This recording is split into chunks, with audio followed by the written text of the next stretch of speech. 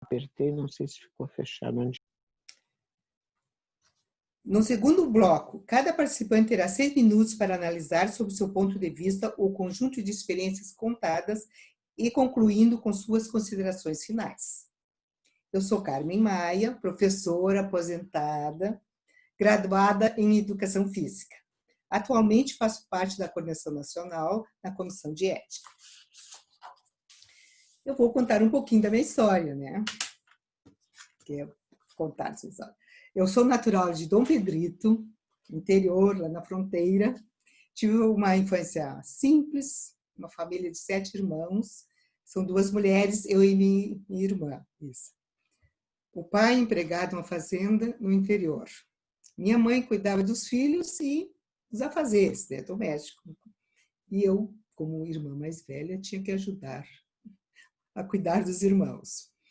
Quando eu fui morar na cidade, na idade de escolar, na casa da minha avó materna, que era viúva e morava com as minhas tias, né, que estudavam e trabalhavam, era o sustento. Estudei em escola pública, fiz o magistério, seguindo o exemplo das tias da família, né, ser professora. Eu tenho 2 filhos, tenho um netinho, que tem 20 dias.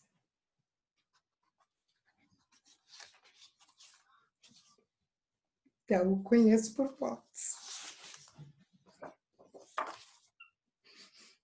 Sou militante do MNU há 20 anos. Fui por 2 gestões da coordenação estadual, como coordenadora de finanças e do GT de mulheres, né? Participando sempre do GT de mulher. No GT das mulheres, nós realizamos encontros estaduais, mulheres do MNU-RS, né? E participamos também com bastante ênfase das oficinas e encontros durante os Fóruns Sociais Mundiais, né? Que aconteceram em Porto Alegre, que foi muito importante. O MNU estava na frente, o MNU era bandeira. E em 2015 eu participei da Marcha das Mulheres Negras em Brasília. Também hoje eu quero referenciar 3 mulheres do MNU, que é as griots, Mãe Maria de Oxum, Mãe Norinha de Oxalá, e a nossa companheira, que foi da coordenação estadual, Silvia Regina, grandes guerreiras. Como nossos passos vêm de longe, né, uma fala da nossa ícone do movimento negro feminista e fundadora do MNU, Lélia Gonzalez, agora eu vou passar a palavra para a nossa coordenadora estadual do Movimento Negro Unificado do Rio Grande do Sul, Vera Rosa. Palavra com nossa coordenadora. Okay. Hoje o dia foi de emoções, né? Graças a Deus. Eu estou aqui emocionada, né, com toda essa função. Mas, assim, vamos lá. O meu nome é Vera Rosa, né? Eu nasci em 23 de fevereiro de 1961, em Porto Alegre. Eu venho de uma família não militante, né? Até hoje ninguém. A minha filha, que a gente ainda debate alguma coisa, mas ela não se diz militante, né? Tive 2 filhos, tenho 4 netos, 2 bisnetos, que amo, são minha paixão, né? Então, assim, eu sempre tive aquele, né? Vivi, namorei, casei, tive filho, né? Aquela coisa toda, trabalhei, aí lá por 93 entrei no sindicato. E eu sempre tive aquela curiosidade em ser militante, né? Em participar de um comício, em participar de alguma coisa política, mas a gente não tinha essa noção em casa, né? Nem se discutia isso, né? Aí lá no sindicato é que eu aprendi a militar. A princípio fui, né, função política, né? E o Marizar me levava para os comícios, eu adorava, levava com a bandeira lá, aquela coisa toda. E em 2005, no sindicato foi criado o coletivo de negras e negros do Sindicerf, né? Que ali eu aprendi muita coisa com o branco, né? Que até hoje a gente criou uma amizade muito bonita, né? O Edson Machado, que até ele, inclusive, inseriu o sindicato nos movimentos sociais, né? E a partir dali a gente brigou muito, criamos muito, e dentro desse coletivo surgiu a oportunidade de participar do CONEB, né, em Minas Gerais. Acho que eu fui em todas as etapas das assembleias do CONEB. E ali eu fui tomando gosto, né, assim, passei pela Unegro, assim, superficialmente, entrei em todas as entidades do movimento negro aí, né, que tem pelo Brasil aí. Mas eu escolhi ser MNU, né? E eu não lembro realmente o ano, assim, né? Mas foi num dos fóruns, né? Um dos fóruns sociais mundiais que a gente reuniu lá no sindicato. O Emílio, eu lembro, o Emílio me deu um botãozinho que eu já botei ali, já saiu MNU, né? E aquela coisa assim. Aí também eu e a Carme, olha, eu vou dizer eu e a Carme, porque acho que foi nós duas que nos empenhamos mais na Assembleia do CONEB no Rio Grande do Sul, né? A gente trabalhou um monte, né, Carme? Um monte, né? Então é aquela coisa assim, né? Essa semana ainda estava com tremor nas vistas, nas duas vistas, gente. E eu, meu Deus, o que é isso? É minha filha, mãe, tu vai infartar. Larga de mão, mãe, tu vai morrer e o movimento fica, né? Aquela coisa, a gente não consegue, né? Não adianta, faz parte da gente. E assim, eu acho que foi num momento assim bem fragilizado, porque eu perdi um filho em 2003, e aí que eu me joguei mais ainda, né, dentro do movimento, né? Aí para mim, né, aquela coisa. Aí acho que lá em 2009, não lembro, eu ganhei um curso em Juazeiro do Norte de 10 dias, com tudo pago, né? Aquela coisa toda. Me fui, assim, encontrei várias pessoas que eu tenho amizade até hoje, né? A gente passou 10 dias, assim, que na despedida foi aquele choro, aquela coisa, ninguém queria vir embora, né? E a partir dali me inspirou a voltar a estudar, né? A voltar a estudar, porque eu não admito, né? Eu ir trabalhar e para casa, eu tenho que ocupar, fazer alguma coisa, né? Aí tentei 3 vestibulares na URGS, 2 para políticas públicas, não consegui. E aí, quando eu fui para ciências sociais, eu entrei na segunda chamada. Eu disse, gente, ali é aquela coisa. Eu estou arrastando, assim, né? Ainda não me formei porque eu não quis, né? Eu estou com medo de apresentar meu TCC, mas já estou acabando, graças a Deus. E, assim, eu acho que o MNU é parte da minha vida, né? Eu não tenho... Eu Vera Rosa sem o MNU nesse momento, né? Não tem como. Eu lembro que um dia, acho que eu estava furiosa lá no sindicato, aquela coisa toda, olha aqui, isso, aquilo. Aí um ex-diretor, Vera, eu não sei o que está fazendo no MNU, não tem perfil de MNU, porque tem muito calma. Aí é bem como a gente leu o manifesto nosso, né? Agora, acho que no mês passado, e eu estava lembrando disso, né? Não tem cara de MNU, não é? É assim, pois é, então de repente eu sou uma exceção, né? Mas estamos aí, né? Para construir. Então, assim, eu acho que nessa passagem também a gente criou o Fórum Livre de Mulheres Negras, né, onde a gente trabalhou muito para levarmos negras para Brasília, na marcha, né, Marcha Nacional das Mulheres Negras.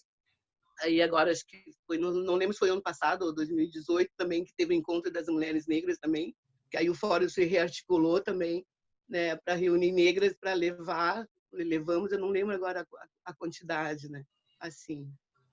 Mas, sei lá, eu acho que eu construí, como a gente estava falando agora, e a Day ali, que a gente faz parte da história até sem querer, né?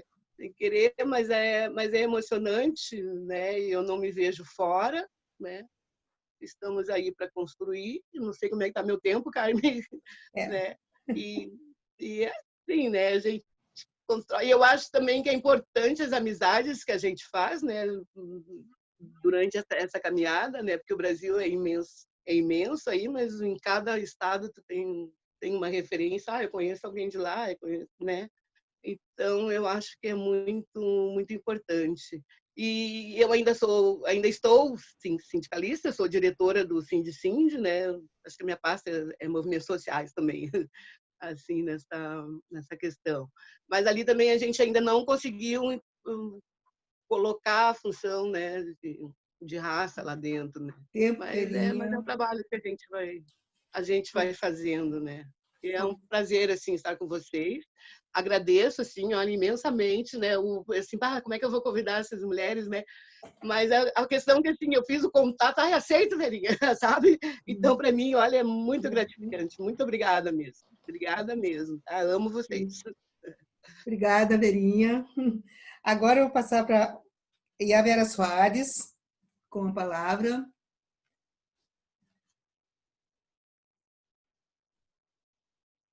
E tem que abrir olha o som. Ok. Tá bom, baixa a A TV para mim, palavra, por favor. eu vou marcar o Então, gente, tempo. eu vou Vou pedir o marcar meu que a senhora agô, está... né? Uhum. Meu agô para todas, em especial aí a Carmen, de Inhansã, minha mãe maravilhosa, minha Iá, maravilhosa, que a senhora me dê o seu agô, que nossa mãe me abençoe e ponha sabedoria nas minhas palavras, né, minha mãe? Dizer assim, falar de MNU é tocar na maioria das mulheres negras, né? Essa tradição chamada Movimento Negro Unificado, ela sempre incluiu a discussão de todos aqueles que precisavam de espaço de dizer quem era, por que estão, a partir do processo dessa diáspora, do sequestro do nosso povo e também, né, das mulheres que trazem a tradição dentro da sua história. Falar de MNU é dizer que no tempo do Oscarlina, né, lá em 1999, por aí, um pouquinho antes, 94, eu acho, né, foi quando começou a minha caminhada junto com Edson Portillo, para dentro do MNU. Talvez não tanto orgânica como a Carmen, como a Vera Rosa, como a Mãe Carmen, mas muito parceira sempre do MNU, sempre caminhando lado a lado. E aí, Vera, não dá para falar dessa história, dessas memórias, dessas lembranças. A Vera Rosa, ali no sindicato, né? Quando nós tínhamos lá o Clube de Baianas Independentes, com Oscarlina, nós fazíamos e a senhora arrumava o espaço, a sala, para que a gente pudesse se reunir. Eu sou a Vera Soares, né, há 44 anos, e sou uma IA, e venho de uma luta. Eu casei muito cedo e tive 5 filhos, né? Viuvei com 35 anos e fiquei com meus filhos pequenos. E a partir daí eu comecei a conhecer o que era lutar pela minha dignidade, pelo pão de cada dia dos meus filhos, pela minha integridade física e moral e também intelectual, que eu não consegui concluir os estudos, a minha ambição, a minha vontade, que sempre foi na área da saúde. Então, eu fiz técnico de enfermagem e trabalhei, aposentei por 20 e tantos anos na saúde. E a partir daí, conheci a Maria Oscarlina, que foi minha filha de santo, e nós começamos a militar juntas. E aí, meu conhecimento e a minha entrada dentro do MNU. Sou de carteirinha assinada, para quem não sabe, né? Mas sou fã do MNU, hoje, das mulheres, da ANLU, e também faço parte do FONSAMPÓTIMO, que é um fórum que discute as tradições de matriz africana, com especificidade, né? Então, sou herdeira, sim, das lutas do movimento negro, do movimento social negro, sou herdeira dessa luta das mulheres negras, né? Participamos, né, Vera, de todas essas caminhadas que a Vera já citou, que a Carmen já citou. Nós somos parceiras de caminhada de muitos anos. Não dá para falar em tantos anos que a gente vai ficar muito velha, Vera. Então, há algum tempo, né, a gente construiu essa história. Nós fomos parceiras, né, da criação, por exemplo, né, do Dia de Zumbi, dia 20. A gente já discutia isso lá, né? Grande Lua, Poçol da Conem, enfim. Então, a nossa caminhada vem de muito longe e parece assim, né? Eu vou ter que falar disso. Parece que com todos os avanços que nós tivemos, a partir de tantas lutas, hoje nós temos alguns retrocessos, mas muitos desafios. O movimento social negro, ele traz um desafio. Nós estamos aqui com educadoras, né? Na área da educação, esses retrocessos que está sendo proposto, esse genocídio que está anunciado a partir da pandemia, né? Essa antecipação de botar as nossas crianças. Eu sou mãe de 5 filhos, sou avó de 12 netos e sou bisavó de 4 bisnetos, um mais lindo do que o outro. E a minha vida é isso, né? Eu fiquei viúva muito cedo, depois tive um amor, porque sou de Oiá, sou mulher, era jovem, era bonita, né? Então, eu tive um amor também. Depois, afastou e eu me entreguei como a Vera na militância. E aí me entreguei mesmo, né? Porque nós, Ialorixá, nós temos uma dificuldade de manter um casamento, porque a nossa vida que se entrega aos nossos filhos, às pessoas que batem na nossa porta, aos preceitos que exigem muito tempo de nós, às vezes atrapalha um pouco nesse sentido. Mas isso está dentro do nosso ori, está intrínseco dentro de nós, né? Essa orixá que habita dentro de mim quis que fosse assim. E eu sou feliz por isso, e sou feliz por estar aqui, por conhecer vocês e olhar para trás nessa caminhada e me sentir uma vencedora.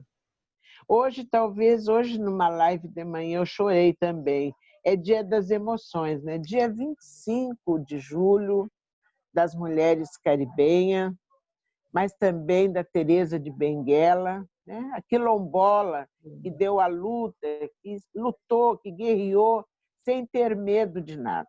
E nós somos todas guerreiras que também não temos medo de nada.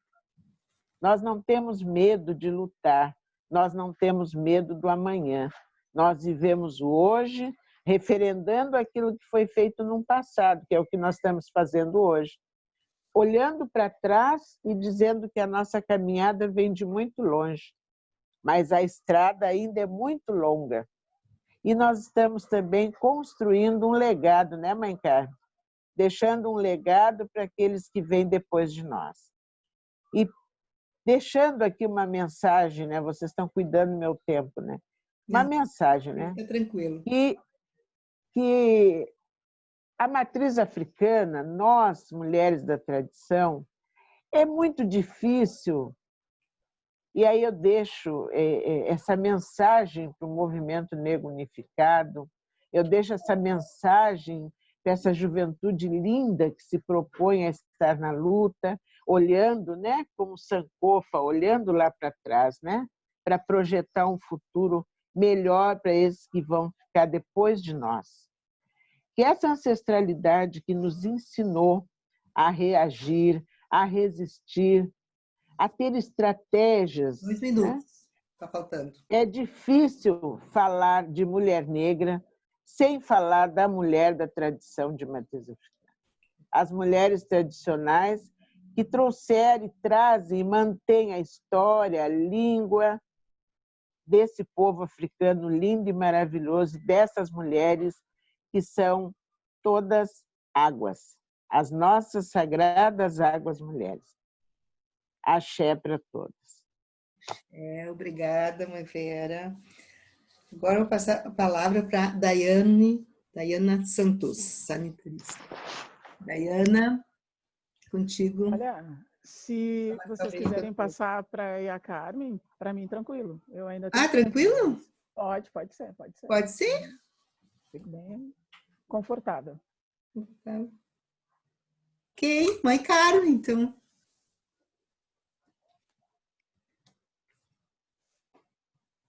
Então, a bênção e a Vera, meus respeitos, abençoando a cada uma de vocês. E é uma alegria estar aqui com todas, participando dessa live, eu sendo bem analfabeto dessa coisa aqui, mas tudo bem.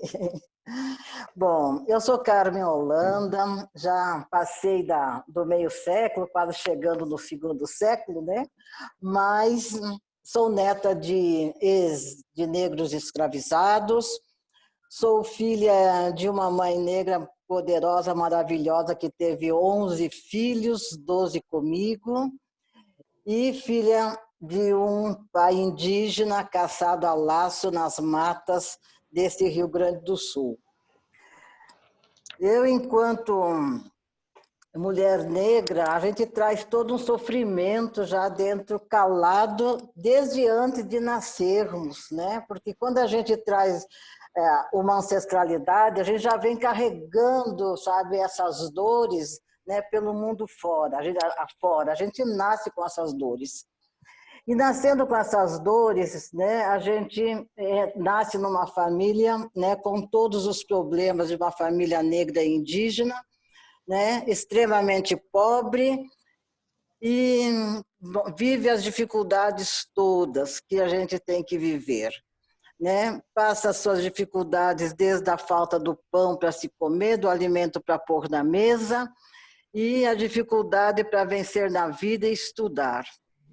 Eu sou professora e sou socióloga, e me formei, fiz magistério aqui no Rio Grande do Sul, mas como a gente era extremamente pobre, eu fugi da minha casa e muito menina fui embora para São Paulo.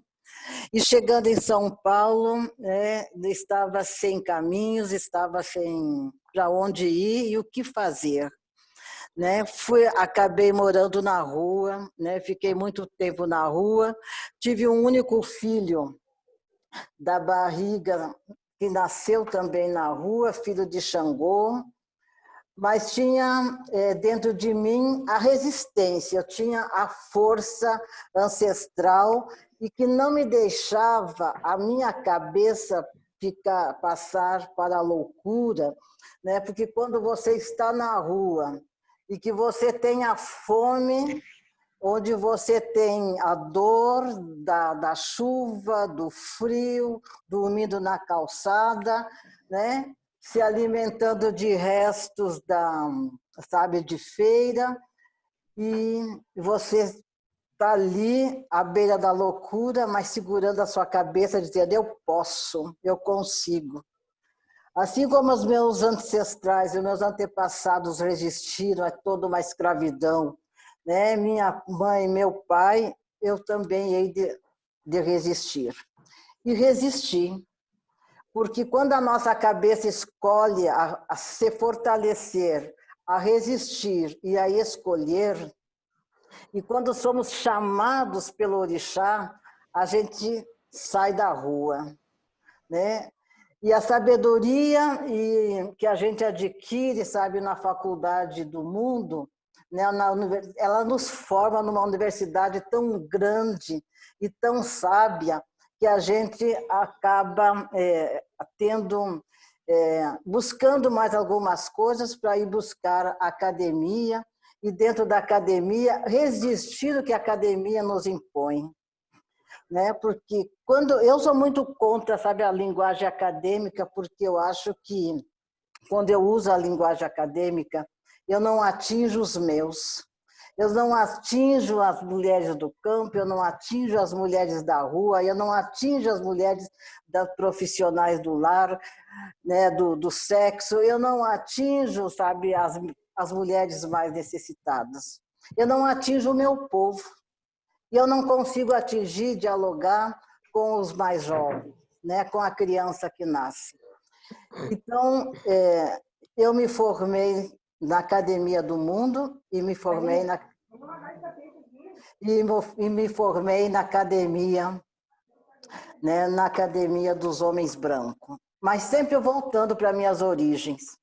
E voltando para minhas origens, dentro do candomblé, porque sou filha de Oiá, sou filha de Ançã, sabe? E Ançã me leva com os ventos por onde ela acha que eu devo caminhar, sabe? Sempre em pé como um bambu, porque o bambu, você sabe que ele pode até vergar, Mas, ao mesmo tempo que ele se verga, ele se levanta e se fortalece tão forte e as suas raízes elas se espalham de uma forma que não tem como não espalhar.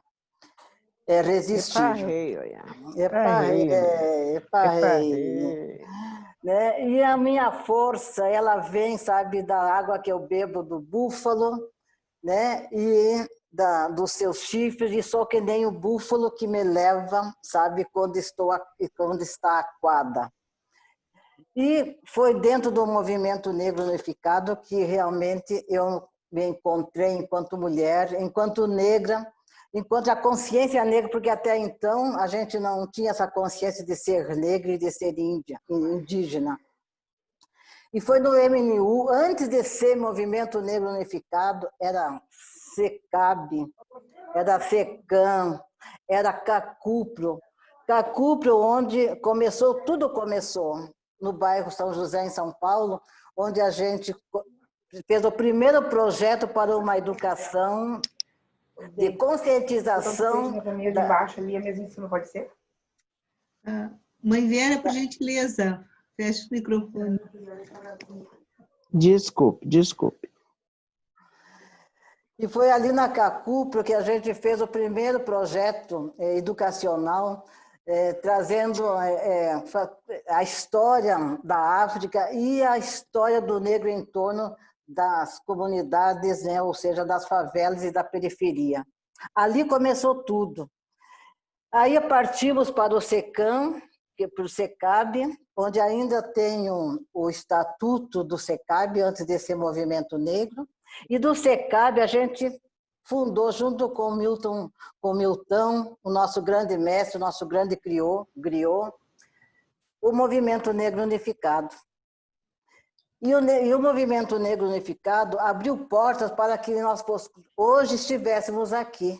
Tudo começou no Movimento Negro Unificado, né? Mas tem algumas coisas que a gente precisa ressaltar, sabe? Que o movimento negro hoje, ele precisa ter um olhar para os mais velhos, para aqueles que começaram lá atrás, sabe? Pessoas nossas que ajudaram a fundar o movimento negro e que se foram, sabe, esquecidos pelo movimento.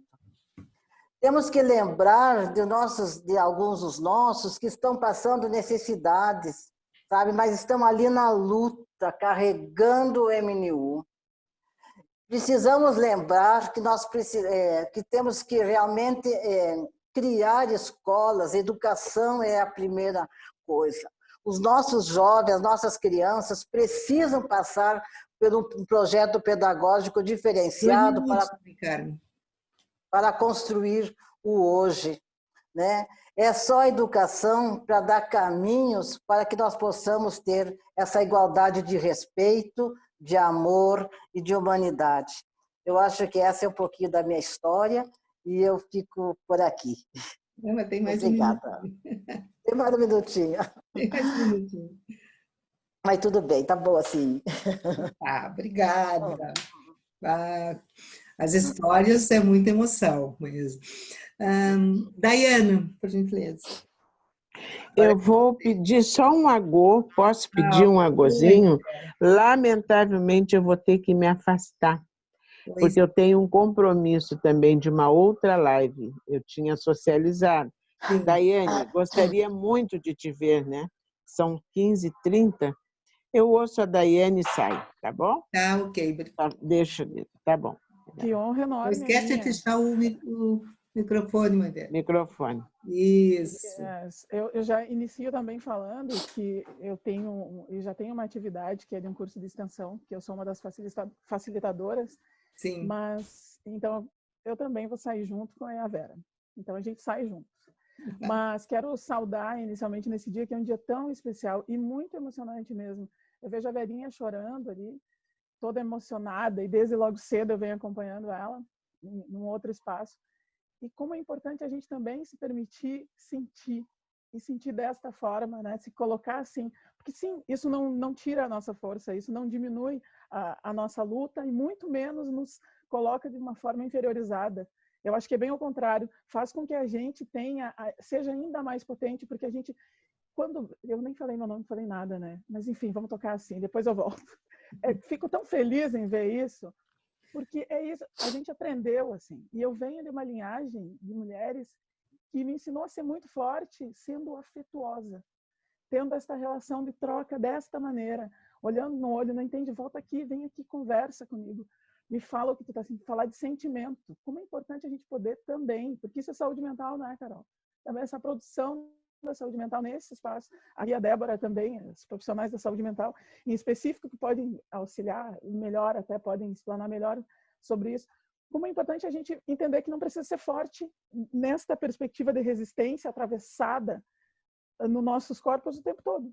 Que a gente pode ter afeto e que a gente deve ter afeto e que a gente deve se desmanchar em água mesmo para lavar e seguir.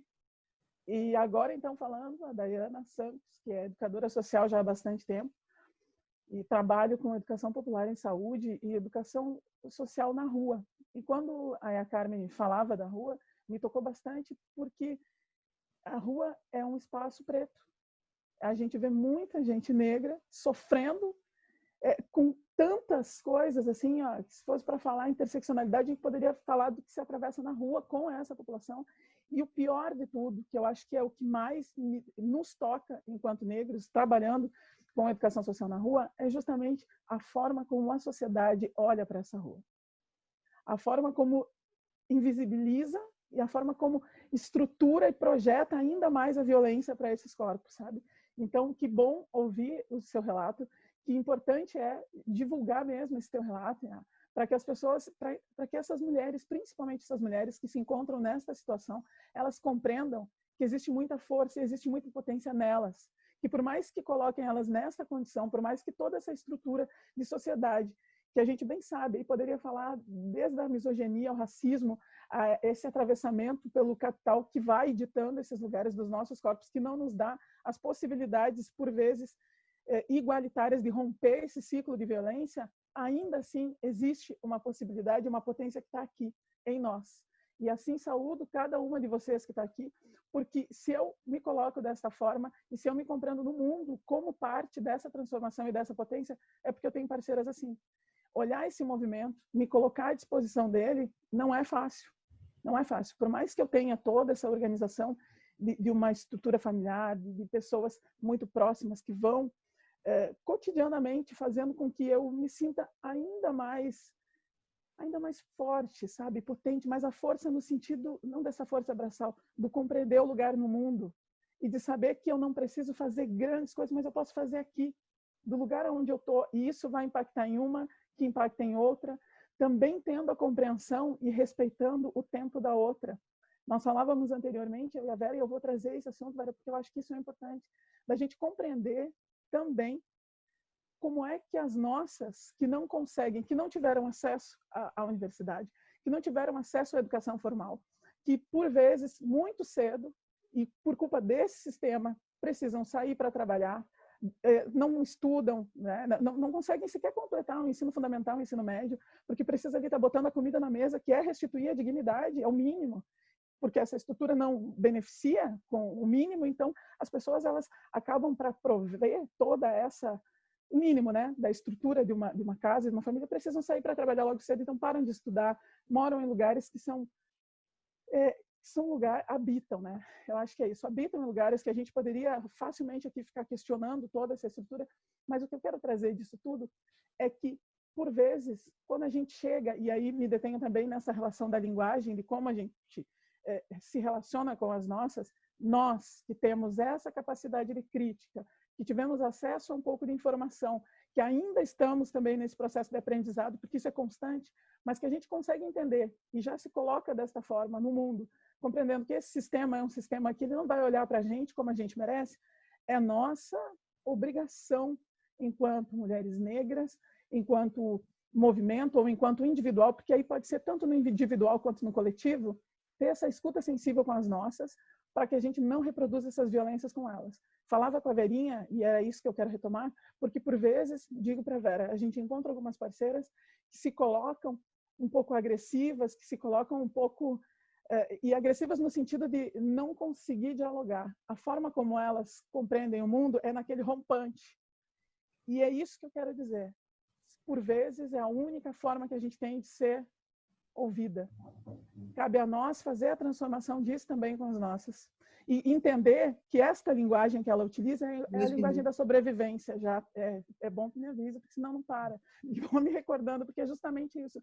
Essa é a linguagem, é uma linguagem de sobrevivência. Então, se nós temos essa capacidade de compreender isso, se a gente tem essa possibilidade de estar transformando o nosso conhecimento, que é um conhecimento que vem com essa ancestralidade, que é um conhecimento que vem com a circularidade, que é um conhecimento que vem das ruas, que é um conhecimento que vem do nosso povo, tanto no individual, e torno a dizer, mas principalmente no coletivo, porque a nossa luta sempre foi coletiva, por mais que pareçamos individuais, nós somos um coletivo. Então, transformar isso em algo que todos os nossos compreendam. Talvez seja esse o nosso maior desafio enquanto mulheres negras, e nesse dia em específico, saudando novamente a todas vocês, parceiras minhas aí do ombro a ombro na rua, que eu fico muito feliz. Eu penso logo de imediato, assim, para finalizar, uma frase que a Chimamanda disse, até no discurso dela, que é justamente isso: a gente precisa encorajar mais mulheres, a gente precisa fazer isso, para que elas também compreendam que elas podem mudar esse mundo. E a gente começa a fazer essa transformação aqui, a partir do lugar que a gente ocupa. Então, sejamos nós também essas sementes que precisam germinar e seguir, porque a gente já sabe que somos todos aqueles indicadores, mas a gente quer pautar vida e a gente quer pautar dignidade. Então, que a gente faça nessa perspectiva de construção, não só para aqueles que a gente tem acesso aqui, mas para todos, porque é isso, a gente planta em um e isso vai multiplicar. Talvez a gente não veja agora de imediato, mas isso vai acontecer, porque aconteceu, chegou até nós. Então vai chegar até outros também. Sejamos essa mudança, gurias, um prazer enorme estar aqui com vocês. Eu fico muito feliz e emocionada, assim, peço a bênção, Yas, e digo que é isso, sabe? A alegria que a gente tem nesses encontros e a potência que somos nós não pode se perder, a gente não vai ser mais silenciada, porque a gente tem tanta força, e tem tanta força o nosso encontro, que é justamente por isso que tentam nos colocar nesta condição. Sabem muito bem quem somos nós. Obrigada, por isso que querem nos anular. Um beijo. Obrigada. Assim, é uma pena que eu não posso ficar aqui para vê-las e acompanhá-las, mas desde já deixo o meu abraço. Espero que logo a gente se encontre. A gente, realmente. Beijo, Negona. Aqui, ó, Preta. Tamo junto, Um Preta. bom axé para todas. Muito obrigada pela oportunidade. Amo vocês. Sou MNU e vamos à luta. Um abraço a todos. Tá aí falando, deixando aqui o meu feliz aniversário para Débora. Assim, Negona, um ciclo novo, assim, ó, cheio de alegria, parabéns, muito sucesso, Débora. Assim, ó, aqui, Preta. Obrigada, amor, obrigada. Beijão, gurias. Tchau, obrigada pela presença, beijão. Olha, histórias maravilhosas, né? Agora, a Karen Santos, a nossa vereadora do PSOL, acho que, né, a única mulher negra na Câmara? Infelizmente. Pois é. Vamos mudar essa situação esse ano. Então, gurias, prazer estar aqui com vocês. Eu estava pensando por onde é que eu começava, assim, acho que faz sentido eu começar pela minha família, né? Sou filha do Torres, bancário lá do Banrisul, da Margarete, secretária de escola, irmã da Deise, da Renatinha. Também tenho um sobrinho lindo, Bernardo, que é a minha vontade de viver. E dói muito estar longe dele, né, nesse momento de pandemia. Mas é isso, tá crescendo, tá sabendo contar com 3 anos de idade, então o guri é um prodígio. Muito estimulado, né? O primeiro menino, então, porque era o sonho da família, né, da minha mãe, ter um guri, e aí veio o netinho, né? No dia do Oxum, inclusive, 8 de dezembro. Neta da avó Júlia, do vô Nestor, do vô Décio, da avó Isoí, que eu não cheguei a conhecer, lá do orfanatrof. Comecei a me entender enquanto mulher negra, já quando criança, assim, porque, né, cuidar de 3 meninas não é fácil. E a nossa família, a gente sempre deu muito trabalho, assim, né, enquanto 3 meninas. E para o pai que trabalha, para a mãe que trabalhava. Então, desde criança, assim, a gente sempre teve essa discussão desde a roupa que a gente utilizava, o cabelo que a gente ia fazer, se trançava ou se alisava. Então, foi conflito o tempo inteiro, assim. Me lembro de criança estar no Floresta Aurora, Em 2006, a gente criou um grupo jovem para organizar a biblioteca do clube. Nem sabia que aquilo era movimento negro, mas era isso. O pai estava lá e a gente, por consequência, ia junto para os bailes, para as festas. Me lembro de Odomodê, me lembro de Imperador do Samba, me lembro muito da capoeira também, do Mestre Farol, Grupo Guerreiros, que eu comecei a fazer também em 2006. Foi por aí, anos 2000. Eu tinha 16, 17 anos. E ali eu acho que foi minha escola de formação, assim, para entender o que era política, sem saber que aquilo era política, assim. De forma mais consciente, fazendo parte de um coletivo, foi quando eu entrei na universidade em 2007. Né? Quando eu entro na URGS, eu sou professora de educação física, né? Também me formei lá em 2013, virei professora do Estado em 2014, né? E foi no movimento estudantil ali que eu conheci essa trajetória do movimento social negro mais organizado na ocupação das cotas em 2017. 5 anos de avaliação da política. Eu era do DCE, de uma setorial de negros e negras, tinha as meninas ali da frente do Fórum de Ações Afirmativas, né? Me lembro muito da Mariana Gonçalves, filha da Consuelo, lá eu tinha medo dela, a gente não se dava, assim, sabe? A gente não se conversava e a gente sempre se medindo, né? Hoje é minha melhor amiga, assim, tipo, de, sei lá, fazer aí 10 anos de caminhada. Ali a gente ocupou a universidade, dali a gente construiu o coletivo Negração, primeiro coletivo de estudantes negros da URGS. Foi em 2012 também que eu conheci a Frente Quilombola, né? Desde 2012, toda terça-feira, lá no Bar da Cala, reunindo lá com os companheiros. Eu me lembro da Iavera, eu me lembro do Onir, eu me lembro do seu Fidelix, eu me lembro de uns indígenas caigangues na ocupação. E ali que eu percebi que não era só movimento estudantil, assim, eu precisava fazer mais do que só a luta pela educação física. Na educação física a gente lutava por restaurante universitário, por currículo, a gente queria unificar o currículo da licenciatura e do bacharelado, né? Voltar a ter licenciatura plena. E a gente, nossa, batalhava horrores por isso, assim. Mas toda aquela questão já ancestral, assim, de entender que a vida era maior que a própria universidade, né? Antes mesmo de entrar na URGS, eu tinha feito um concurso para o IBGE, fiz pesquisa, né? E ali eu também acho que caiu muito a minha ficha, assim, em relação à cidade que a gente vive e as condições, todas essas que a gente fala das estatísticas, né? Tu indo fazer a pesquisa, tu entra na casa das pessoas, tu entra na vida das pessoas e tu consegue perceber, assim, um pouco dessas relações que a gente denuncia tanto, né? Do racismo, do elitismo, porque tem umas pessoas que têm muito, porque tem umas pessoas que estão pouco. Mas até a gente ir organizando isso para entender os motivos, as razões e as possibilidades de mudança foi no movimento negro e no movimento estudantil de forma mais organizada, assim. E aí, depois de 2012, não parei mais. Aí foi Frente Negra contra a redução da maioridade penal, marcha contra o genocídio junto com o pessoal lá do Hamilton no Quilombo X de Salvador. Desde 2014, marcha independente Subir da Andara. O que mais a gente construiu? O Comitê pela Liberdade do Rafael Braga. A gente tinha muito prazer de fazer isso, assim, porque a gente conseguia combinar tudo, né? A gente fazia atividade cultural, fazia debate, conhecia gente, ocupava espaço da cidade com muita liberdade, assim, para errar, para aprender, para brigar. A gente brigava muito, sabe? Enquanto juventude, a gente brigava muito, assim, pelas questões que a gente entendia, que acreditava, sabe? Hoje, olhando com mais maturidade, assim, eu percebo que foi uma baita de uma escola, assim, sabe? De formação mesmo, política.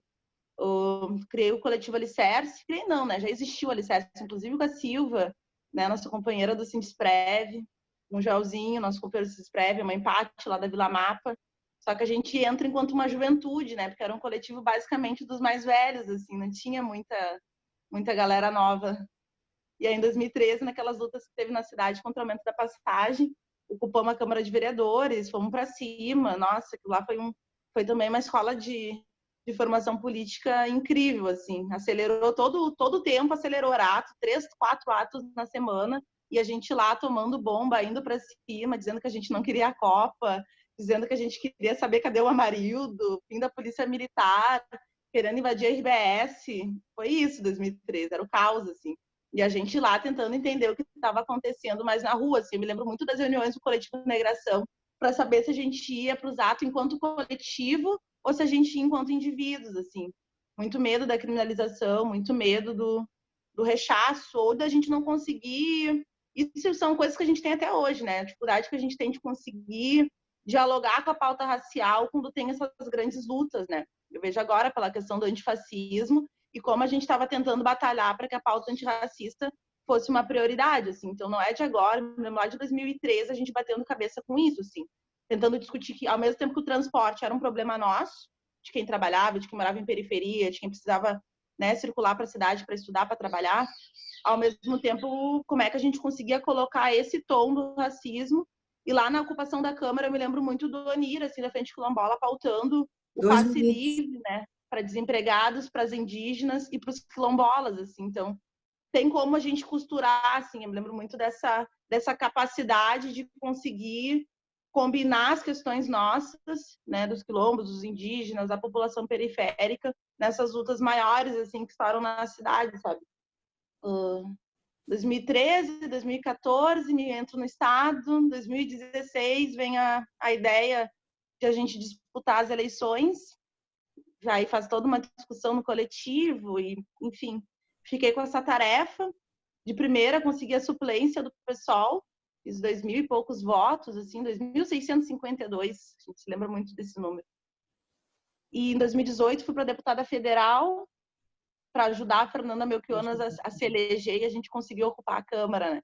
E deu certo, conseguimos ocupar a suplência, e efetivamente agora em 2019 estou vereadora, há 1 ano e meio, tendo que enfrentar essa situação aí da pandemia e de um governo que não está nem aí para a gente, né? Bem autoritário, bem antidemocrático, não dialoga com a Câmara, que está com os partidos de oposição, e é muito difícil, assim, estar lá dentro.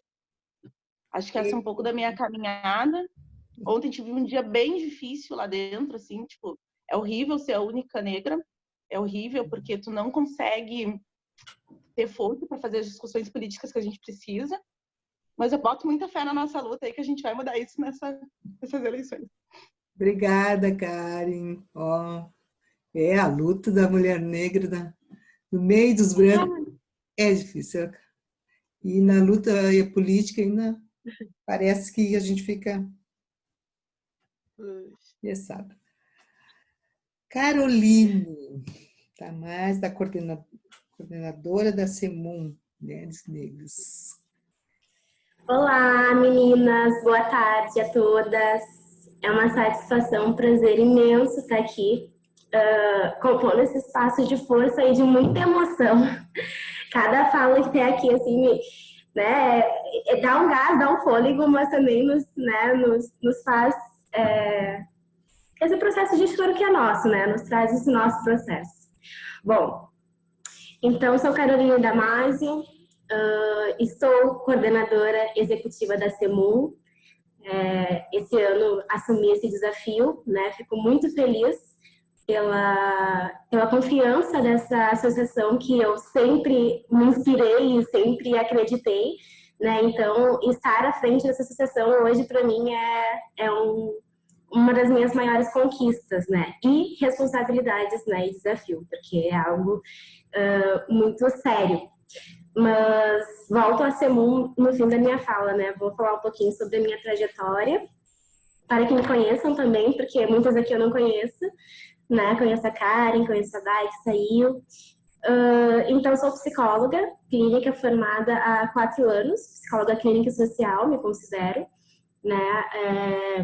Me formei pela URGS, sou filha de Sandra, sou filha de Amarildo, sou neta de Otalina, sou neta de Eva, que também é IA, né? Minha avó, ela tem uma terreira em Gravataí, e a minha aproximação com a religião se dá por ela.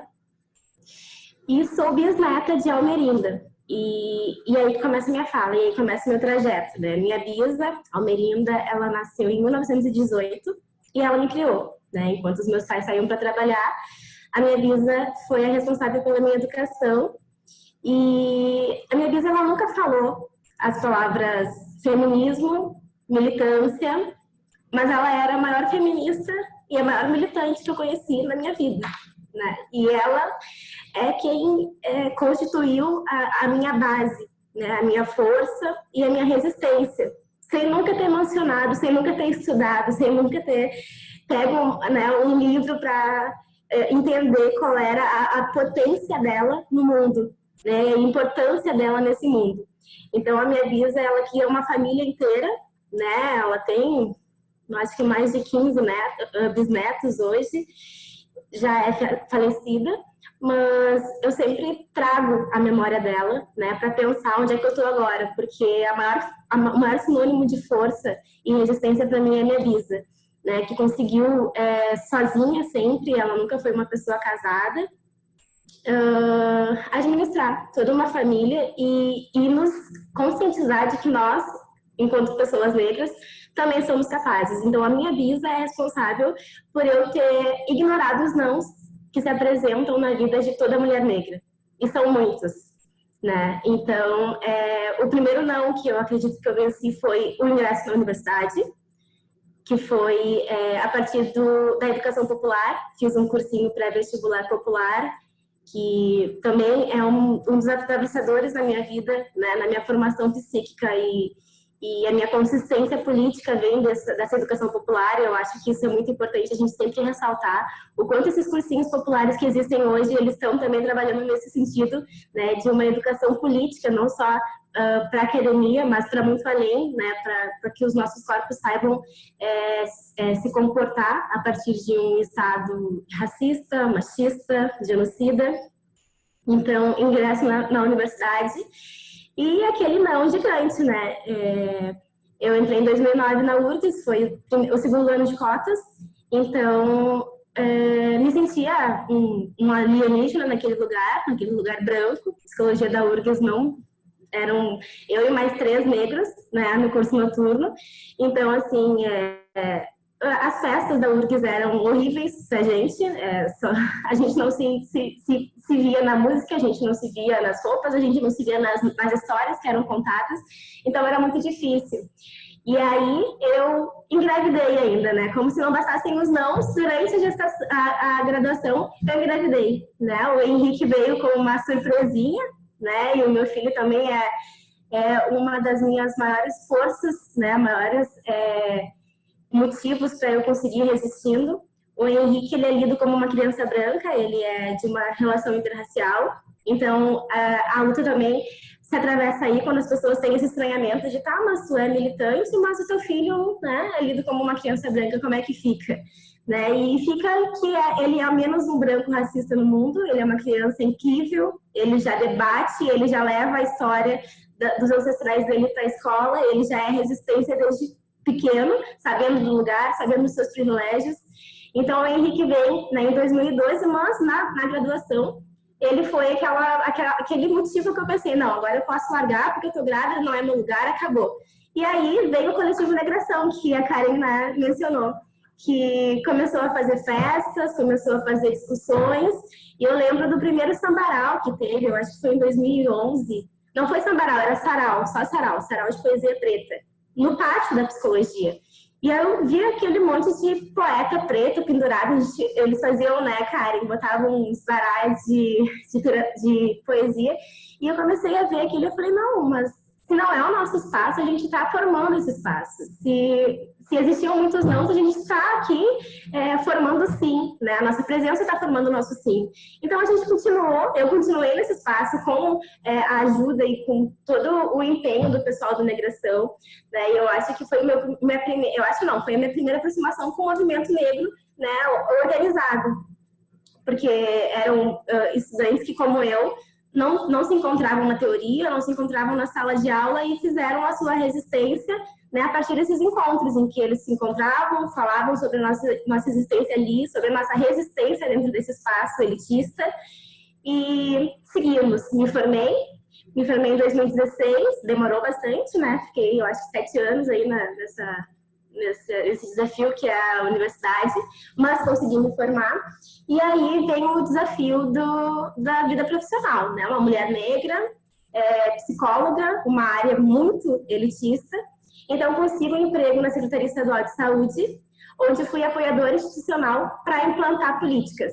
Então, assim, eu tinha que ir até o interior do estado para implantar a linha de cuidado de HIV/AIDS, para implantar a política de saúde da população negra.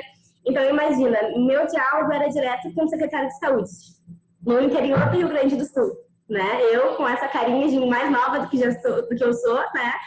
E aí chegava lá e os secretários nem me olhavam, né? Eles olhavam para qualquer pessoa, até para o motorista, mas eles não me olhavam. 2 minutos, tá? Então, assim, foi difícil, mas me constituiu. E hoje me sinto fortalecida na minha questão profissional, né? Sempre um desafio ser uma mulher negra no mundo, mas compondo espaços, assim, como o que eu estou compondo agora com vocês, né? Que eu estou aprendendo tanto, que eu estou me inspirando tanto, eu tenho força, né? E agora surge essa questão da CEMU, onde eu estou coordenando essa instituição e pensando, né, novas propostas de projeto, né, e eu acho que a minha inserção na CEMU, ela vai possibilitar um desejo que eu tenho, né, eu sou moradora de periferia, eu moro na Vila Jardim, que é retornar à comunidade. Eu sempre tive isso, né, eu vou para a universidade, mas eu tenho que dar um retorno para a minha comunidade, e o retorno vai ser assim, né, vai ser fazendo grupos, vai ser olhando para essas mulheres, tornando elas empreendedoras, e tocando a vida delas como a Simone já vinha tocando a minha, né, antes dessa coordenação. Acho que é um pouco isso. Eu quero agradecer mais uma vez esse espaço, está me fortalecendo, potencializando e trazendo uma emoção assim muito boa. Obrigada, meninas.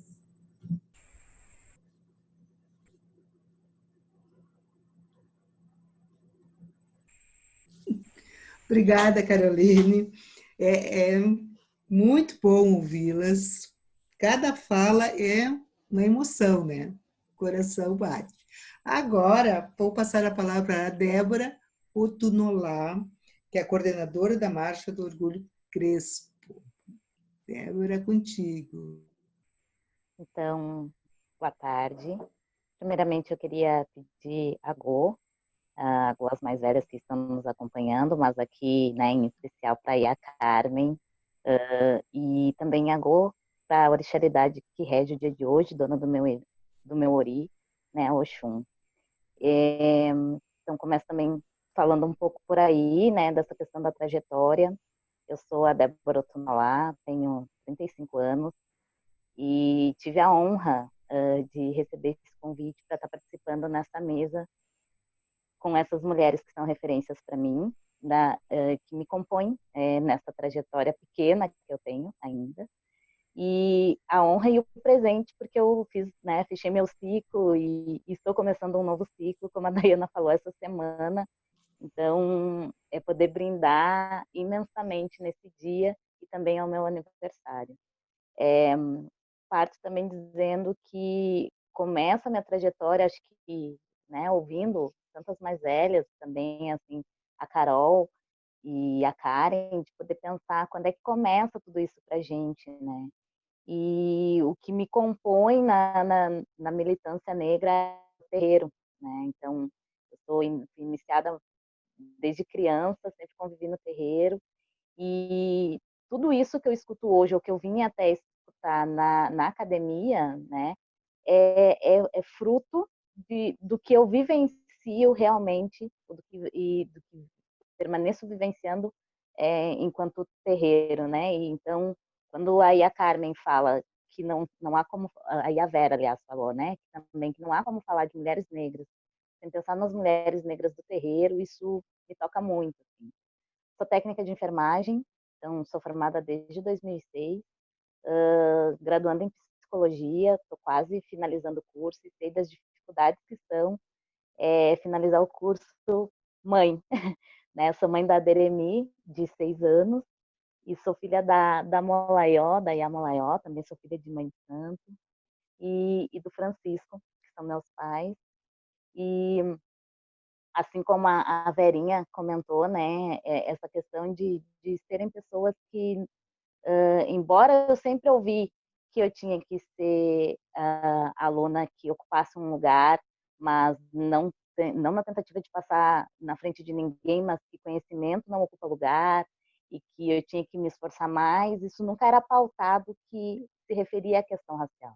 Então demorou um tempo, lá na minha adolescência, e depois, lá na minha vida adulta, na terapia, que eu fui compreender por que que eu me sentia, né, isolada, por que que ninguém me convidava para os eventos da turma, embora eu tenha estudado sempre em escolas públicas, o que era que acontecia ali? Acho que a minha geração passou muito por essas etapas em que, se não fosse do movimento negro, as discussões eram pautadas de outra forma, né? Não era dito que isso estava ligado a uma questão racial. Mas também isso me compõe e me possibilitou ser quem eu sou, porque eu tinha vivência no terreiro, majoritariamente de pessoas negras, então vivenciar a prática e o que hoje a gente entende também como teoria, primeiro para mim veio a prática, então isso me capacitou para compreender melhor depois o que era que estava sendo dito na teoria, inclusive. E aí, com isso, em 2000 eu nunca alisei o cabelo, e aí falando, né, com relação à Marcha do Orgulho Crespo, em 2015, em 2014 começa um processo também que a gente percebe da juventude de falar, de pautar as questões da estética, né?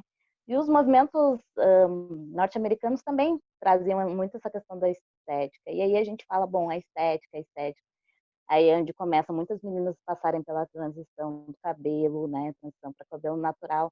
Eu nunca alisei o meu cabelo, sempre tive o meu cabelo crespo, mas era modificado o fio, né? Então eu tinha, né, um crespo menos volumoso, para ser melhor aceito, não pode ficar desalinhado. E eu também comecei a compreender melhor o que era isso, onde que eu estava envolvida nesse processo. E aí, quando chega para mim em 2014 a maternidade, eu começo a pensar assim, bom, o que eu quero passar também para minha filha, né? Porque acho que vem essa questão da responsabilidade com aquilo que a gente transmite, não necessariamente na oralidade, mas sim no exemplo. E aí, então, a gente começa uma trajetória aí de falar, de fazer encontros, de pensar sobre essa questão estética relacionada ao cabelo, mas o cabelo que me liga ao ori, que me liga a esse espaço sagrado e que me faz compreender muito mais a responsabilidade de carregar uma coroa, né? Seja uma coroa ancestral enquanto cabelo, seja uma coroa ancestral, esse algo que habita na gente. Então, em 2015, surge a Marcha do Orgulho Crespo em São Paulo, em alusão ao 25 de julho, né, ao Dia da Mulher Negra Latino-Americana e Caribenha, e Teresa de Benguela.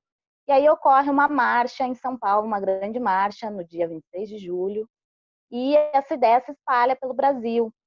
E chegou até nós aqui, nós num grupo que já tínhamos, num grupo que discutia cabelo, vamos fazer, todo mundo gostou e a gente colocou a nossa cara a tapa para fazer. Mandamos convites para várias instituições, mas a nossa ideia era justamente refletir sobre essa estética negra, né?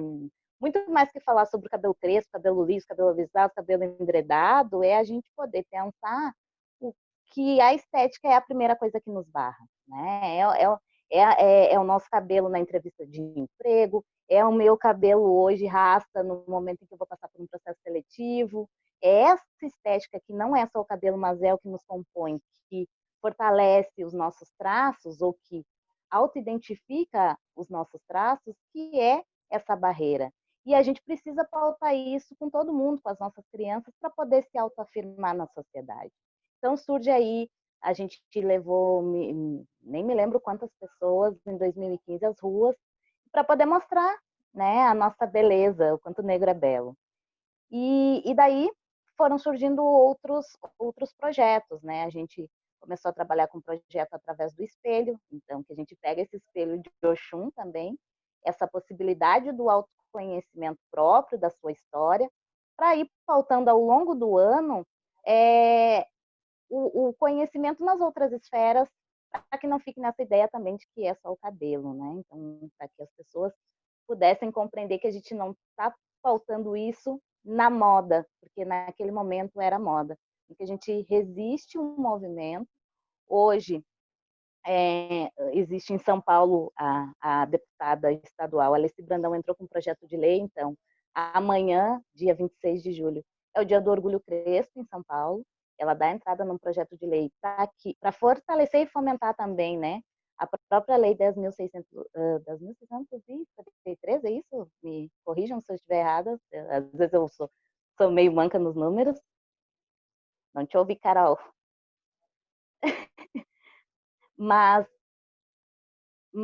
para que a gente possa levar isso a todas as esferas, né? Nos órgãos públicos, estaduais, municipais e federais, e para estar fortalecendo a história africana e afro-brasileira em todos os espaços também. E hoje também faço parte do coletivo NIMBA, que é um 10.639. Isso, eu errei por 2. Quer dizer, errei 2 números. Também faço parte do coletivo NIMBA, um coletivo de mulheres pretas aqui de Porto Alegre, do Rio Grande do Sul, que também se propõem, né, são artistas, atrizes, cantoras, que estão indignadas nos seus espaços por serem a única negra. Então, como é que a gente se vê socialmente com relação a forjar esses meios de hoje ser a única, mas também poder trazer as outras para... 2 minutos, tá. Para também poder ir trazendo as suas para mais perto e poder modificar as estruturas. Então, essa é um pouquinho da minha história.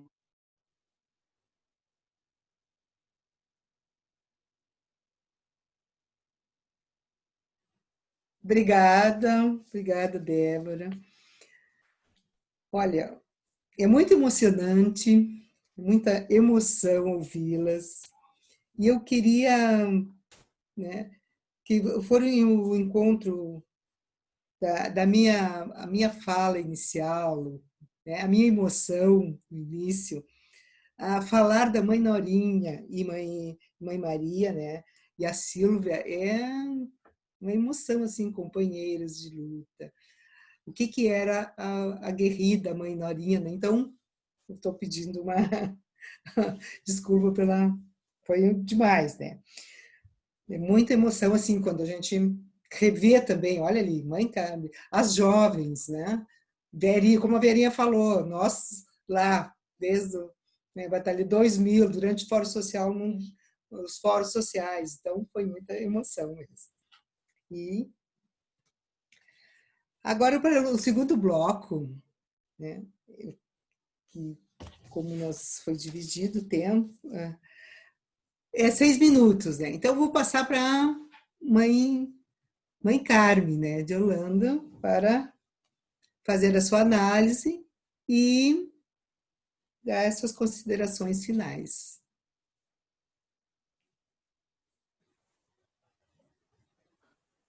Então, ouvindo todas essas histórias dessas mulheres tão maravilhosas, e acompanhando tantas e outras histórias, né, ao longo da vida, né, da resistência de nós mulheres, a gente chega à conclusão que a nossa força é tão grandiosa e que a gente só carrega essa força porque a gente traz uma ancestralidade de um povo negro, oriundos da grande mãe África, e filhos desse grande útero terra, né? E somos nós mulheres, né, pequenos úteros que alimentamos e damos continuidade à vida. E dando continuidade à vida, somos nós mulheres que escolhemos realmente a gestar e alimentar, né? Somos nós mulheres que somos donas da cabaça da existência, onde só nós temos o segredo de vida e de morte. Só nós, mulheres negras, é que contemos, sabe, dentro do nosso útero, a força da vida que gesta, que vibra, né? E os nossos emuns, que são os nossos seios, que vêm através dos grandes rios, dos grandes oceanos, né? Que são os grandes emuns da vida, que vem de Emonjá, que vem de Oxum, né? Esse leite materno que nos alimenta e que nos fortalece. Se não fôssemos nós filhos desses elementos, né, desses rios que nos dá vida, que nos dá existência, né? Porque é o Oxum, né? É o rio, né? Que corre caudalosamente, sinuosamente, vencendo obstáculos, pulando, levando pelas suas correntezas nossas dores, né? Mas fica nossas cicatrizes. Né? Qual de nós mulheres não guardamos nossas cicatrizes?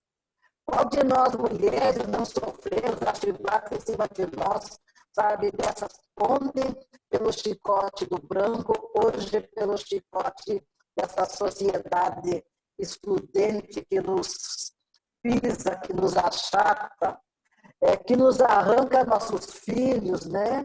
Que mata, e que nossas lágrimas caem copiosamente e nós nos levantamos e continuamos a resistir e a resistir.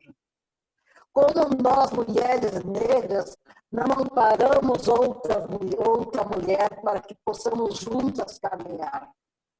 Como nós, mulheres que alimentamos a vida toda, somos nós que educamos, somos nós que alimentamos, somos nós que ensinamos, somos nós que guardamos a nossa memória ancestral, a nossa cultura, a nossa origem, a nossa fala e, acima de tudo, a força do nosso hálito, a força do nosso olhar. Porque quando nós, mulheres, nos empoderamos de toda esta força, de toda esta vitalidade, dessa resistência, não tem ninguém que consegue olhar o nosso olhar. Não tem outra pessoa que consegue guardar suas dores e não desistir. A nossa força, ela vem, sabe, daqui de dentro, ela vem do nosso âmago, ela vem das nossas que vieram antes de nós, dos nossos e dos nossos.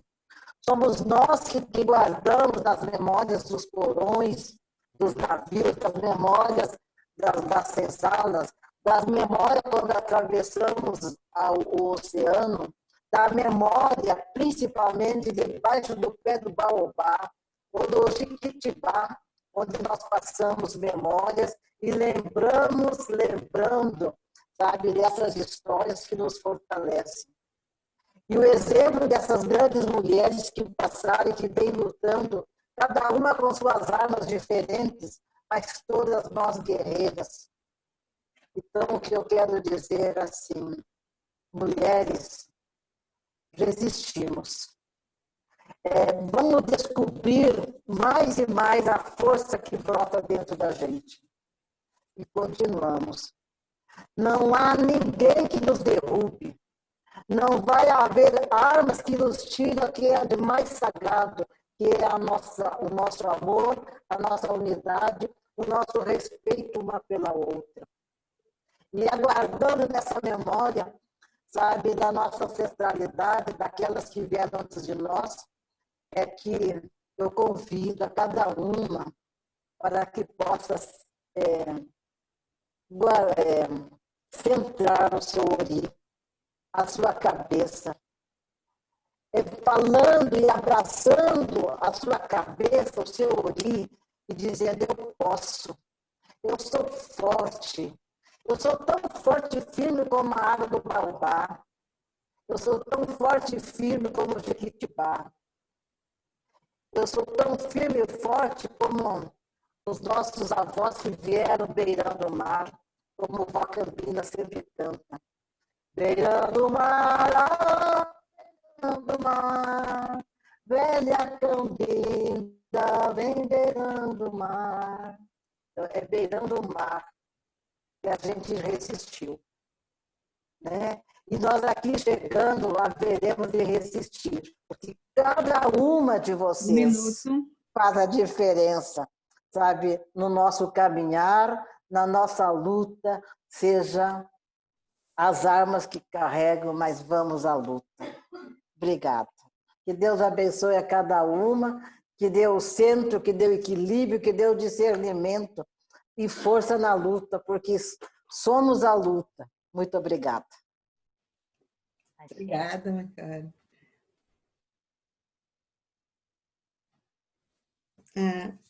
Vou passar para a Karen. Ai, gurias, eu tô assim, olha, a flor da pele. Sou triste chorona, na real.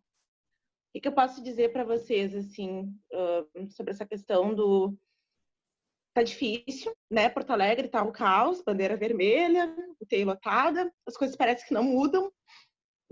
Estar dentro de um espaço institucional é um espaço difícil, no sentido de que, quando a gente fala que é estrutural, é para além de ocupar o espaço, né? A gente tem que estar o tempo inteiro negando aquele espaço e produzindo política por fora. Não só se submeter àquela lógica, àquela produtividade, né, da Câmara, da Assembleia Legislativa, do Judiciário, né, que tem um ritmo, que tem um tempo, que não é o tempo do nosso povo, só que ao mesmo tempo a gente tem que estar o tempo inteiro, ser 2 vezes melhor, né, segurando as pontas, porque está faltando comida, porque está faltando telha, porque está faltando o básico para o nosso povo. A gente vê que os governos eles estão utilizando do vírus como uma arma de extermínio, né, dos povos indígenas, das pessoas em situação de rua, das pessoas desempregadas.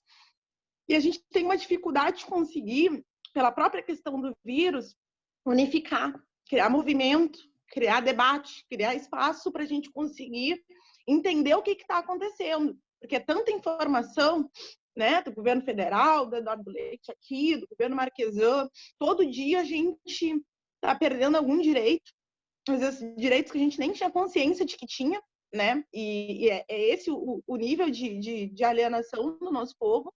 A gente mal sabe aquilo que a gente conseguiu conquistar com greve, com luta, com aquilombamento, né? A gente tem que estar o tempo inteiro reconstituindo essas histórias, tomando força e indo para a batalha, sabe?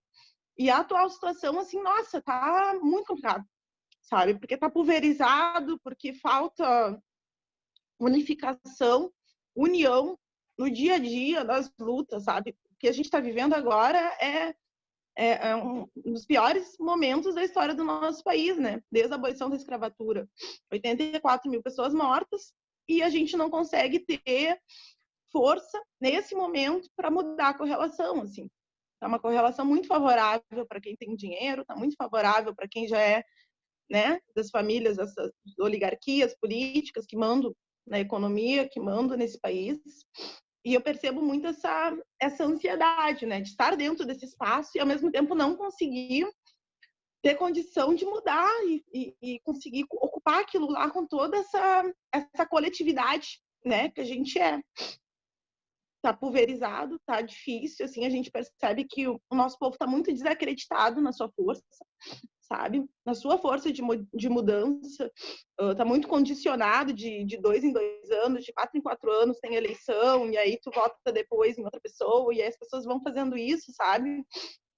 E acabam meio que ficando refém de uma política que não foi feita por nós, não foi feita para nós, não foi feita para dar conta das nossas demandas, né? A gente tem um setor aí da nossa economia, né, tanto do agronegócio quanto das áreas de serviços, que não tem compromisso de desenvolver o Brasil para resolver os problemas do povo brasileiro, que a gente sabe quais são: é território, é renda, é emprego, é educação, é assistência, acesso à nossa cultura, né? A gente tem algumas leis que nunca saíram do papel, como a 10.639, sabe? Se não é nós lá batalhando e militando, não acontece, sabe? Porque esse Estado não tem compromisso de educar o povo no sentido da sua história, né? Da reparação, da dívida que as potências mundiais hoje têm em relação a todos os países que foram escravizados e colonizados, né? Então, o nosso problema é um problema, não é só do Brasil, né? É um problema de todos os países que passaram pela colonização, pelo tráfico, mas com a questão da pandemia acelera, sabe? Nos coloca numa dinâmica e num ritmo muito grande, assim, de militância para conseguir dar conta, né? De absorver tudo isso que está acontecendo, refletir, pensar política, atuar. E é um cansaço muito grande, assim, porque tu chega lá na Câmara de Vereadores, outros assuntos, sabe? É o projeto de lei que quer, né, proíbe de colocar aquela coleira que dá choque nos cachorrinhos, sabe? É outra pauta, não é as pautas nossas, sabe? E aí tu fica lá percebendo, assim, que é um grande pacto, sabe? Para as coisas não se modificarem. E isso é muito importante a gente conseguir discutir, sabe? Estar lá é muito importante. A gente precisa ter estrutura, a gente precisa ter visibilidade, a gente precisa ter grana, né? Para conseguir viajar, para conseguir comprar literatura, para conseguir organizar o nosso povo com associação, com cesta básica, com energia elétrica, porque não dá para esperar só do Estado. Mas, ao mesmo tempo, é isso, sim. O tempo inteiro é um saco. Não é legal, não é divertido. E as pessoas às vezes têm uma ilusão que, nossa, estar lá é o suprassumo, né, da militância política. E não é. Eu acho que essa é a mensagem assim, que eu tenho para dar para vocês nesse dia 25, que eu tô assim, a flor da pele com essa situação toda. Era isso, queridas. Obrigada, Karen. É muita emoção mesmo. Eu já conhecia a Karen, mas não tinha escutado ainda, né? Agora eu vou passar para a Carol. Carmen, só uma coisinha. É que tá todo mundo me pedindo aqui que eles não estão conseguindo acessar a live. Tem várias mensagens aqui entrando. Tem várias pessoas ali. Mas foi compartilhado em vários grupos. Tá compartilhado na tua rede? Eu tentei achar aqui no meu Face, mas meu net está tão lento assim que eu também não consegui, aí por isso que eu pedi um tempinho, porque eu não sei. Será que o Matos, ele está vendo, ou o Felipe, para ele poder compartilhar lá no grupo do MNU? Tá, ok. Né, o link ali. O Emir tá fazendo. Mas eu acho que o Emir não está no grupo do MNU. Sim. Aí, se ele pudesse passar para o Felipe ou alguém para passar o link para as gurias, então, para o pessoal que quer ver, tá? Tá, faz o seguinte, pede para as pessoas entrarem na página do Emir. Entendeu? E quem não é amigo dele não consegue também. Mas se alguém entrar, vai vir e abrir. Vai, compartilha. Estou compartilhando. Que pena. Cara. Mas vai ficar gravado, eu acho, né? Daí dá para passar depois o link, né? Bom. Mas eu acho que o pessoal queria participar, né? De repente. Sim, na hora, né? Bom, após essas falas e a emoção da Karen não tem como não nos tocar e não nos sensibilizar e inclinar para tentar acalmá-la e motivá-la nesse momento, porque eu acho que é isso, né? Somos mulheres negras, estamos nos ouvindo e eu acho que esse espaço, né, além de uma celebração dessa data tão importante, também é um espaço de cura. É um espaço que a gente pode estar colocando para fora, né, as nossas emoções, as nossas angústias, as nossas frustrações, e a gente pode acolhê-las, né? Então, assim, eu quero direcionar esse primeiro momento para Karen, né, e dizer que tu está sozinha, mas tu não está sozinha, né? Nesse espaço, nesse ambiente físico, nessa instituição, tu está sozinha, mas tu está com toda a força e com todo o coração das mulheres negras, de toda a comunidade negra, né? Esse espaço, ele é tão importante e a maior parte, infelizmente, da nossa comunidade não consegue entender a importância da presença nesses espaços, ou não é nem conseguir entender, não ter o acesso à informação, né, do quão é importante que a gente possa adentrar outros espaços que não são pensados para nós, não são, mas a nossa presença ali, ela é fundamental, ela vai desacomodar, ela vai desestruturar toda uma série de opressões que acontecem. Então, Karen, eu sei que não é fácil, eu sei que deve ser uma barra muito pesada diariamente, mas a tua presença lá nos ergue. De alguma maneira, sabe, a gente se sente representado e a gente vai lutar para que outras mulheres possam estar ocupando esse espaço contigo por isso, né? Para também desnaturalizar, desacomodar o que acontece, mas também para que vocês possam se encontrar nesse espaço, porque quando a gente se une, a gente é força, a gente é resistência, a gente é mais potência, né? Então, nesse sentido, eu tenho certeza, né, que esse ano as coisas vão mudar, a gente vai conseguir levantar outras mulheres, né, para levar para esse lugar que tu tá hoje, e a luta vai ser um pouquinho menos violenta, um pouquinho menos solitária, né? Mas estamos contigo, né? Eu acho que é muito importante tu trazer isso que tu trouxe hoje. Eu acho que é algo que a gente tem que ter acesso, desse sentimento de quem é que está lá na política nos representando, o que está acontecendo, o que está vivenciando, porque sim, parece que é um status, parece que é fácil, mas não é. É uma vivência solitária e violenta, como vários outros espaços que a gente constitui, que a gente vivencia diariamente. Então, força, tá bom? Eu espero que esse momento também te cure, como eu sinto que estou sendo curada a ouvi-las, né? A escutar tanta coisa boa e tanta história linda e inspiradora que a gente está escutando aqui hoje. E para falar, né, trazer uma síntese sobre tudo e de que forma que me tocou essa conversa, esse nosso momento aqui na live, eu acho que uma das palavras que surge assim é a emoção, né? A primeira emoção esteve presente desde a primeira palavra, né? Desde a primeira apresentação, a emoção nos invade, e a emoção de uma é a emoção de todas. E eu acho isso magnífico, porque é isso que é ser mulher negra, né? É conseguir compartilhar e se acolher e se curar sempre. Então, uma palavra que ficou muito para mim foi emoção.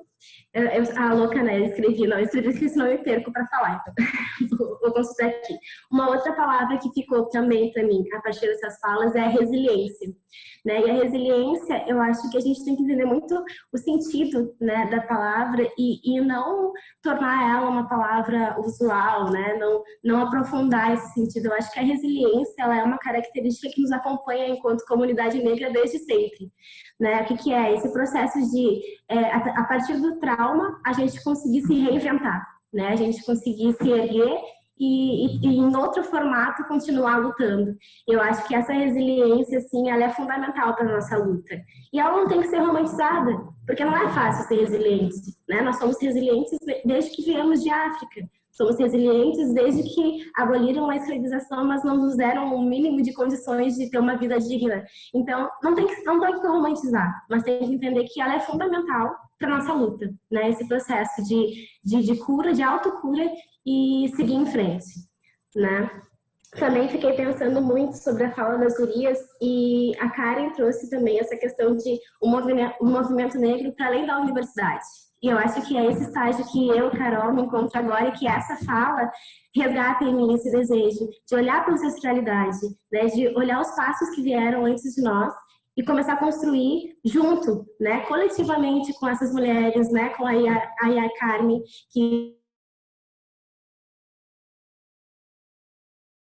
nos brinda, né, com a sua presença e com a sua tocou, assim, no fundo, foi praticamente uma meditação para mim. Então, assim, eu acho que a gente precisa muito, né, olhar para quem está há muito tempo trilhando esse caminho que a gente está agora, como a Débora trouxe aqui, né, que a gente está tem uma trajetória mais curta, mas a gente precisa muito somar essas mulheres, porque com essa união a gente vira muito mais potência.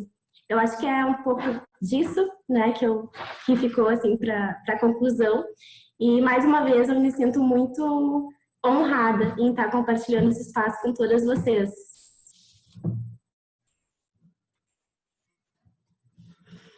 Obrigada, Carol.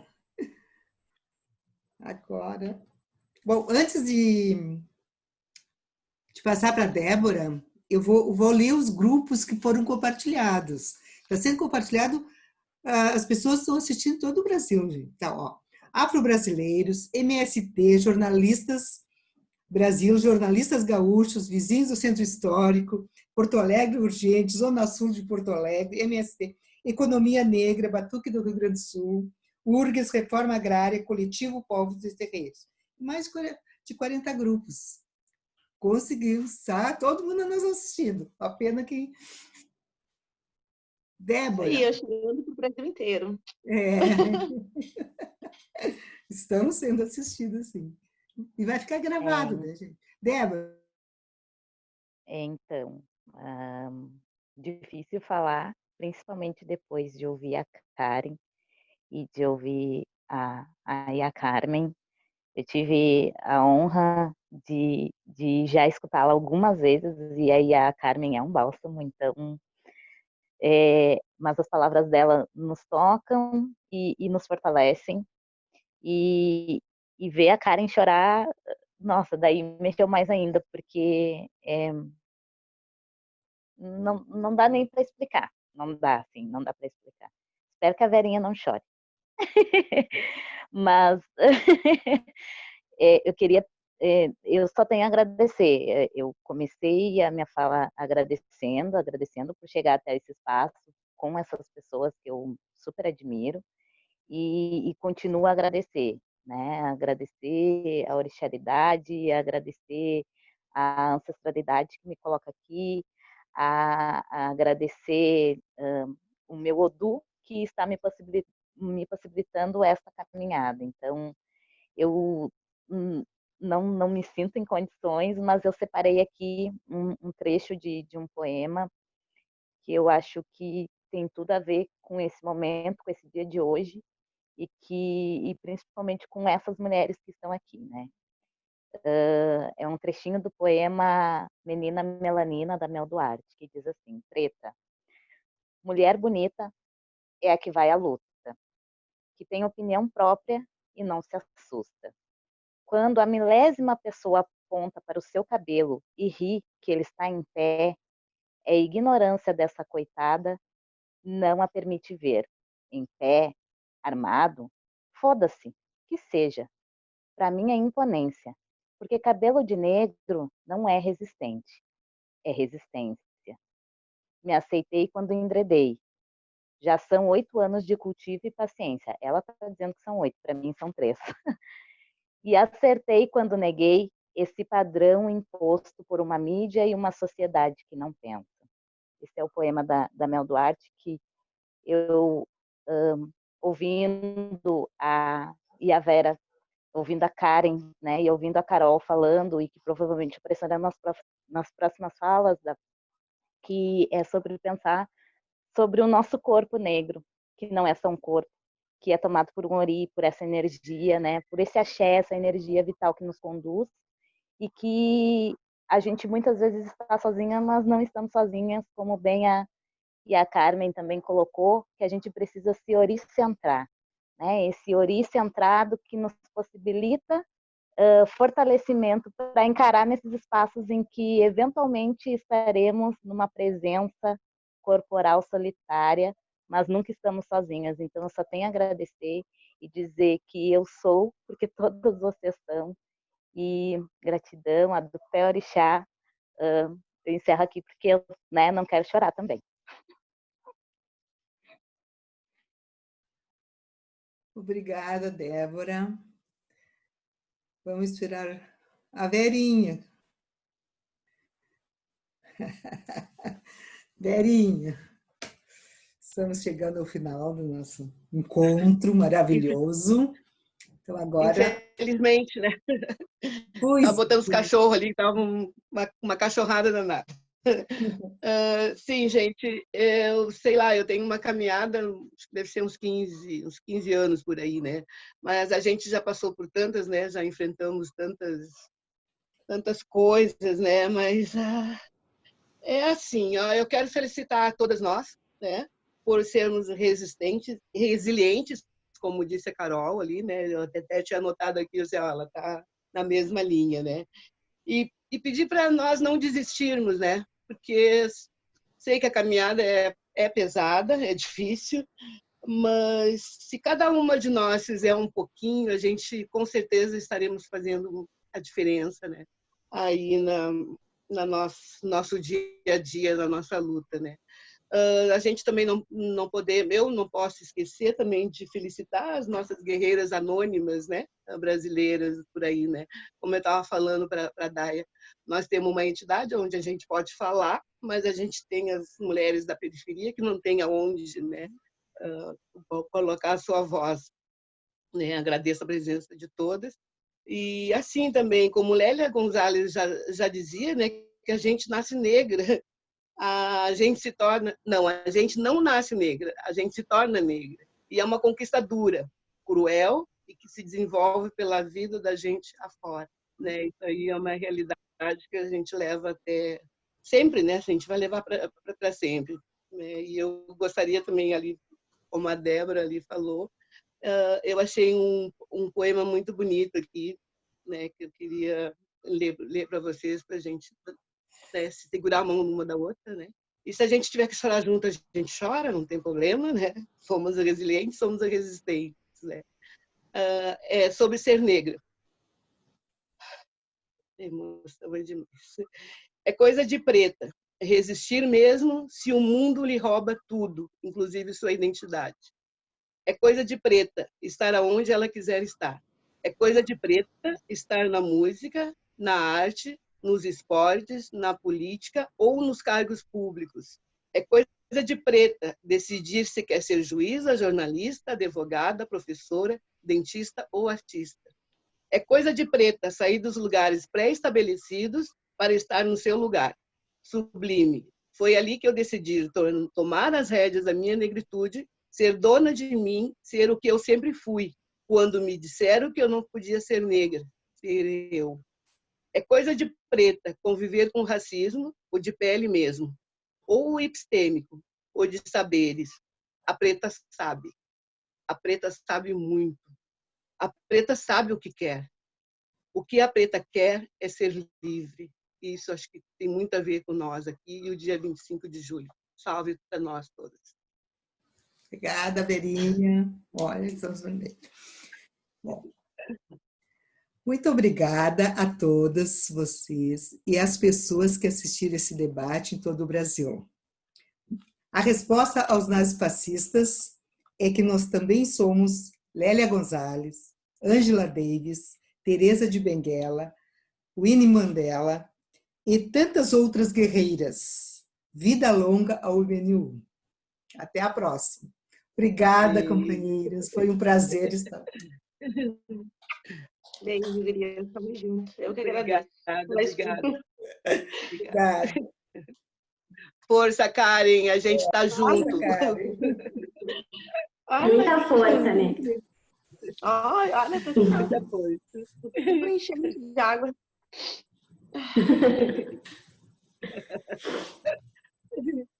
É dia de emoção. Começou contigo, lembrando da Silvia. Ele eu já fiquei, né, desarmada. Vamos ficar batendo papo agora. Não tem como não, né? Não tem como não. Deixa eu só registrar aqui para vocês. Eu botei encerrado no Face, encerrou, né? Agora nosso bate-papo. O debate foi gravado, foi compartilhado em muitos grupos, altos números de participantes. Hein? Até grupo. Que bom. Caetano, Gili, Chico Buarque. Olha só, viu? Olha! Mas aparece ali ainda gravando. Do Brasil. Não. Ai, tá gravando ainda, hein? É. Tá gravando ali. Aparece gravando lá em cima. Mas não tá sendo mais transmitido. Tá bom. Ai, gurias, esse é o making off. Muito obrigada, hein?